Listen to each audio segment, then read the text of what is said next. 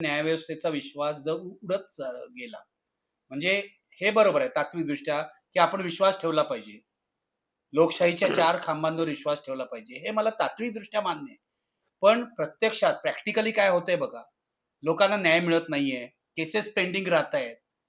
जे लबाडीने वागतात समाजामध्ये, त्यांनाच मोठमोठे वकील मिळतायत. त्यांची लाखो रुपये फी ते देतायत. सामान्य माणसाला काही त्याच्यामध्ये वाव नाहीये. असंच जर होत राहिलं, तर एक दिवस सुप्रीम कोर्टावर किंवा हायकोर्टावर किंवा खालच्या कोर्टावर लोकांचा प्रचंड मोर्चा येईल. होईल, बरोबर. मग काय त्यातून मार्ग कसा काढणार? कारण लोकांचा क्षोभ नेपाळमध्ये झाला, तसा भारतात होऊ नये असं मला वाटतंय. पण अशीच परिस्थिती राहिली, तर नेपाळसारखी परिस्थिती एक दिवस होऊ शकते. नाही, खरं तर नेपाळपेक्षा भयानक परिस्थिती आपल्याकडे आहे असं माझं मत आहे. परंतु लोकं त्यांच्या दैनंदिन जीवन व्यवहारामध्ये त्यांच्या स्वतःच्या पोटाचा प्रश्न सोडवण्यामध्ये एवढे जास्त बिझी आहेत, की अजूनही तो प्रक्षोभ जो आहे तो आपल्याला असा तुरळक प्रमाणात दिसतो आहे.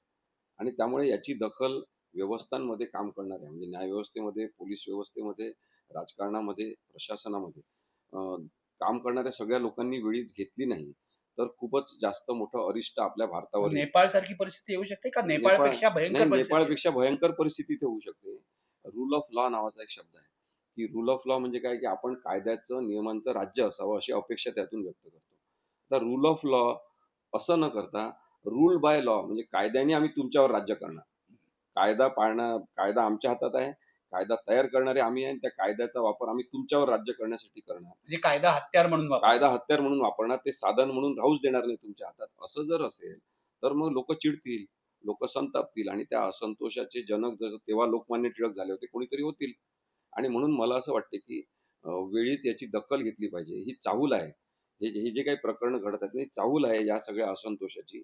तुम्ही त्यांना माफ केलं असं दाखवत असाल, तुम्ही फार मॅच्युरिटी दाखवली असं तुम्ही सोंग घेत असाल, तर ते सोंग सुद्धा उघडं पडेल काही दिवसांनी.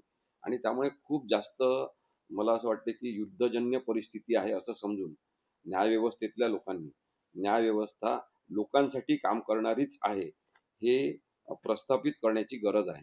सगळ्या न्यायाधीशांच्या वागणुकीतून तसं दिसलं पाहिजे, की न्यायाचे चाकं फिरवण्यासाठी जो माणूस विश्वासाने न्यायालयात येतो, त्या माणसाला महत्त्व दिलं गेलं पाहिजे.